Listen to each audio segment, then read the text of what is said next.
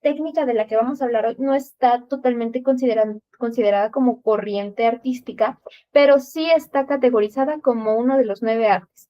Y es el noveno arte, la historieta, cómic, manga, todo lo que tenga que ver con, con un arte secuencial, o sea, un arte que no solamente se mantiene en una sola obra, sino que va teniendo obra tras obra, tras obra, tras obra, y sobre todo te va contando una historia. Sí, podemos contar una historia con una sola pintura, pero este arte se categoriza sobre todo en el hecho de que sí hay una secuencia, hay un orden, y mientras más imágenes hay, vamos viendo como si fuera una pequeña película. Imagínenlo como eso. Y eso lo vamos contando con viñetas, con ilustraciones, con sobre todo globos de texto. Es muy importante que conozcamos de dónde viene. Entonces, chicos, antes de, si quieren empezar a dibujar o empezar a crear mundos como lo vamos a estar haciendo en este módulo, me gustaría darles una introducción al tema.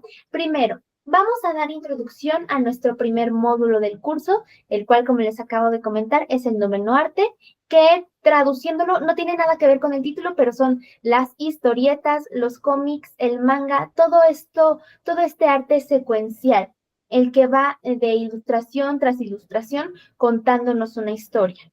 Ahora, chicos, probablemente ustedes ya conozcan alguno de estos, de estas referencias del noveno arte, tal vez por algún manga que a ustedes les guste, tal vez por algún cómic que hayan leído alguna vez. Hay también otros tipos de mangas que se llaman manhwas, que son coreanos, que se están haciendo un poquito más conocidos en esta época.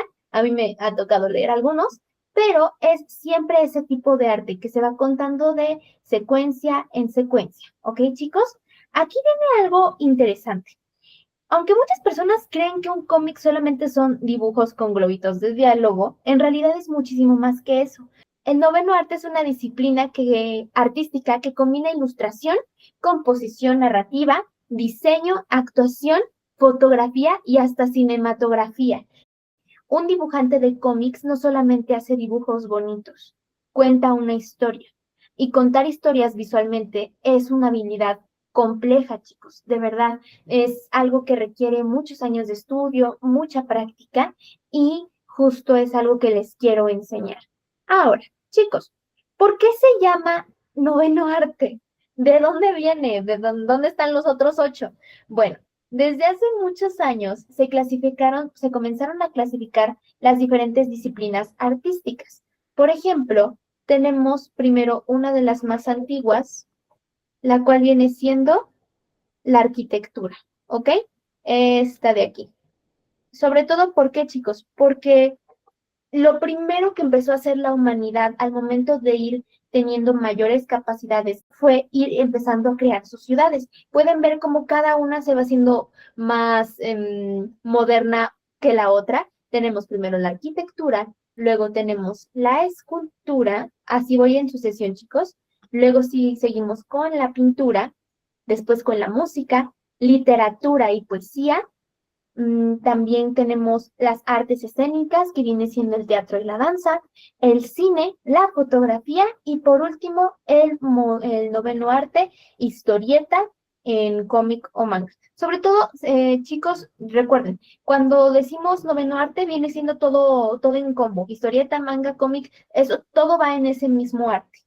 Y ahora, chicos, como se pueden dar cuenta, mientras ha pasado la historia, mientras hemos avanzado como sociedad, como evolución humana, han ido creciendo y naciendo nuevos artes. Los más recientes vienen siendo la fotografía y el cómic, la historieta, justo por estas evoluciones en la tecnología, sobre todo en la forma de pensar también, porque nos ha permitido tener más herramientas para crear. Y no solamente, por ejemplo, por supervivencia, porque, por ejemplo, la arquitectura era más que nada para, pues, tener un techo, tener ciudades, era para construir un legado y seguirlo pasando. Y de igual manera aquí, pero también ahora tenemos otras maneras de ver el arte, más allá de una forma de supervivencia. Y justo por esto Aquí también les voy a contar que algo curioso que sucede en la historia es que los cómics nacieron como tal, no como tal cómics, pero sí la forma de contar historias a través de dibujos consecutivos no es de hace poco, es de hace mucho tiempo, de verdad, desde hace mucho, mucho tiempo, en serio, chicos. Y es que comienza desde hace cientos de años con la pintura rupestre. Como pueden ver, yo sé que alguno de ustedes, chicos, habrá visto alguna vez un arte en las paredes de las cuevas de las personas que existían en la época de piedra. Y estas ilustraciones, chicos, no eran porque querían pintar bonito o querían conocimiento o fama, era por supervivencia. Este tipo de dibujos se ocupaban sobre todo para pasar conocimiento de generación en generación. Los procesos de caza, los procesos de comida, la creación del fuego, eran herramientas que se ocupaban para transmitir el conocimiento a los hijos, de los hijos, de los hijos, de los hijos, de los hijos, así sucesivamente, para que pudieran sobrevivir. Y ya después también, por ejemplo, llegaban los jeroglíficos en la época de los egipcios. Aquí contaban métodos para rituales, nos contaban al respecto de sus dioses y deidades, pero sobre todo, chicos, como pueden ver, sobre todo en la pintura rupestre, no hay palabras, no hay letras, no hay como tal un vocabulario.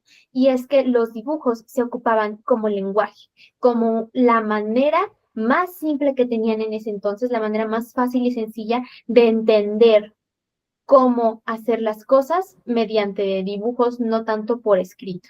¿Ok?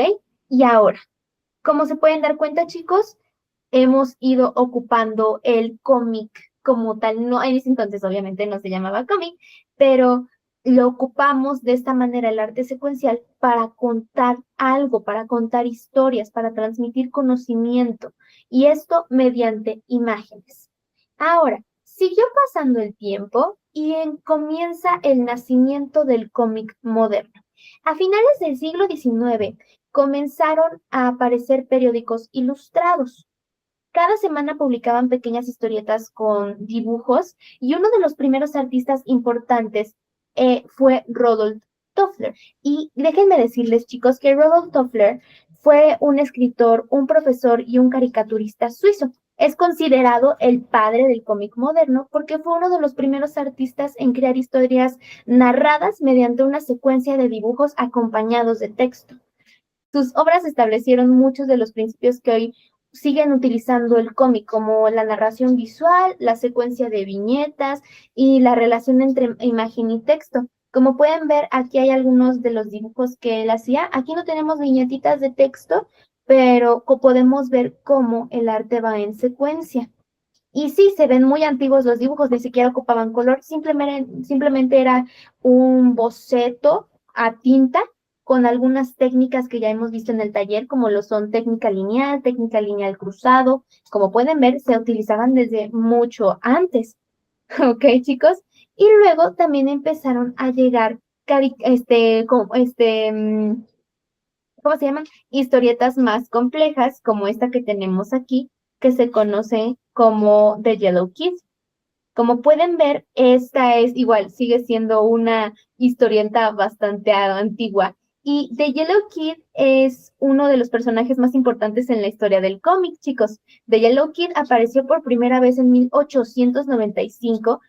Era un niño calvo de una enorme camisa amarilla que vivía en un barrio humilde de Nueva York, ¿ok? Fue uno de los primeros personajes en aparecer de forma recurrente en periódicos. O sea, la gente lo empezó a ubicar y simplemente no era una caricatura de algún político de la vida cotidiana. No, se comenzó a hacer un personaje. Como por ejemplo, imagínense su caricatura favorita, chicos, que la pasan todos los días a cierta hora en un canal de televisión. Bueno, eso en 1895 era Yellow Kid. Ya la gente lo empezó a ubicar de esta manera y poco a poco se empezó a volver un icono popular en ese entonces, en ese tiempo. Estos dos personajes, tanto como Rodolph como The Yellow Kid, fueron los parteaguas para lo que es la edad de oro de los cómics y de la historieta. La edad de oro, chicos, cuando yo menciono este término, es cuando un arte o un tipo de evento tiene su máximo esplendor, tiene su máximo brillo en la sociedad. Y en la década de 1930, o sea, hace casi 100 años, chicos, porque hoy estamos en 2026 y faltan 4 años para 2030, ocurrió algo que cambiaría la historia. ¿Qué creen? Nacen los superhéroes. Los superhéroes nacieron, chicos, como una manera de entretener a un público, pues obviamente infantil, pero con el paso del tiempo demostraron que podían hablar sobre política, filosofía, historia, psicología, incluso temas muy profundos, y el cómic dejó de ser únicamente para niños. Ahora, el noveno arte alrededor del mundo, chicos, no solamente en Estados Unidos se empezó a desarrollar todo este tema del cómic, no, cada país en todas partes del mundo comenzó a crear su propio estilo a partir de la historieta. En Estados Unidos y sobre todo acá en América del Norte teníamos, como acabo de comentar, chicos, los superhéroes, que eran más términos como de acción, combate, lucha. En Europa teníamos historias de aventura como Tintín y Asterix, que son historias un poquito más tranquilas, son de más de la vida cotidiana, son cómicas. Y en Japón, ¿qué creen que tenemos en Japón? En Japón, igual alrededor de los años 30, llegó alguien que cambiaría la historia del mundo como la conocemos y fue Osuma Tezuka. Este hombre que está acá. Ay, no, me equivoqué de nombre, perdónenme. Osamu, dije Osuma, perdónenme. Dije Osamu Tezuka, ¿ok? Osamu Tezuka, chicos, fue el creador de muchos mangas de la época de oro. No sé si ustedes conocerán este personaje de aquí, pero se llama... ay, ¿cómo se llama? Ay, ay, ay, se me fue el nombre de este personaje. Santo cielo. Astro Boy, ahí está. Entonces, Osamu Tezuka es una de las figuras más influyentes en la historia del noveno arte. ¿Ok, chicos? Sí, Rodolph Toffler ayudó a sentar las bases del cómic moderno, pero Tezuka revolucionó la manera en que se cuentan historias en el manga. ¿Ok? Les voy a contar rapidito tantito de él, chicos. Nació en Japón en 1928 y desde muy joven le fascinaban tanto el dibujo como el cine y la animación.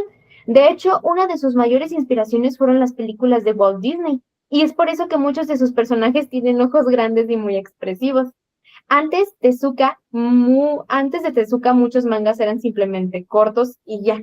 Él transformó este medio en historias largas. Él fue el primero en empezar a hacer lo que se conocen, por ejemplo, chicos, como tomos. Si ustedes leen manga o saben de esto, saben que, por ejemplo, pongo de ejemplo Kimetsu no Yaiba, ¿no? O Demon Slayer, como ustedes lo conozcan. Si ustedes tienen mangas de Demon Slayer, van a ver que está el tomo 1, el tomo 2, tomo 3, tomo 4, tomo 5. Bueno, gracias a este señor es que tenemos los tomos e historias más largas y complejas. Él transformó este medio en historias largas, emocionantes y con personajes mucho más profundos. Además, comenzó a utilizar recursos inspirados en el cine, como cambios de plano, acercamientos, escenas de acción y distintos ángulos de cámara. Eso antes no se ocupaba, siempre era un mismo ángulo, a la misma distancia todos los personajes. Y gracias a esas innovaciones, el manga empezó a sentirse como si estuvieras viendo una película, pero en papel. Ok, chicos, uno de sus obras más importantes fue Astro Boy, como les digo, Black Jack y Phoenix, ¿ok? Aquí tenemos uno de los ejemplos. Como pueden ver en estas imágenes, esto de aquí, si lo comparamos con The Yellow Kid, siempre lo estamos viendo en un mismo ángulo, de frente. No lo estamos, y sobre todo, de frente a la altura de su cabeza. No estamos viéndolo desde arriba ni viéndolo desde abajo. Tenemos algunos cambios de perspectiva, por ejemplo, tenemos algunos puntos de fuga, pero son puntos de fuga muy básicos. No tenemos un punto de fuga y dos puntos de fuga a máximo. Pero en el arte de Tezuka podemos ver que estamos, por ejemplo, viendo Astro Boy desde la parte inferior. También lo estamos viendo de manera lateral. Aquí tenemos un plano de frente, tenemos un plano de alto impacto con incluso una escena de un golpe. Aquí estamos viendo desde abajo, desde atrás, estamos viendo también desde arriba. O sea, de verdad aquí está jugando mucho con los ángulos de cámara. Y esto en el cine se ocupa de verdad muchísimo, chicos, en serio. Y por supuesto, en Latinoamérica no nos quedamos atrás. Por supuesto que, por ejemplo, en Argentina tenemos a Mafalda y en Chile tenemos a Condorito, que son personajes de cultura popular súper conocidos en términos de historieta. Tal vez incluso en su momento hayan tenido, que a mí sí me tocó, alguna mochila, alguna estuchera de Mafalda. Fíjense el nivel de popularidad. Y sobre todo, chicos, quiero que sepan que a pesar de que nosotros ya sepamos algunas cosas de dibujo y pintura, no solamente nos basta con eso. Necesitamos una herramienta, yo creo que este es uno de los artes que la requiere más, y es la creatividad. Porque para crear plano por plano, por plano, por plano, necesitamos ser muy creativos para tener enganchada a la audiencia, ¿ok? Porque con una imagen, por ejemplo, si aquí tenemos a Meredith, ay, casi tiro mi termo, que aquí tenemos a la hermosa Meredith, pues sí, es muy bonita. Me le puedo quedar viendo un rato y disfruté de Meredith. Pero si ustedes quieren hacer un cómic o un manga, tienen que procurar mantener enganchada a su audiencia, no con un dibujo, con 1500. No estoy jugando. Si llegan a hacer esa cantidad de dibujos, ¿ok? Entonces, tienen que aprender a contar una historia.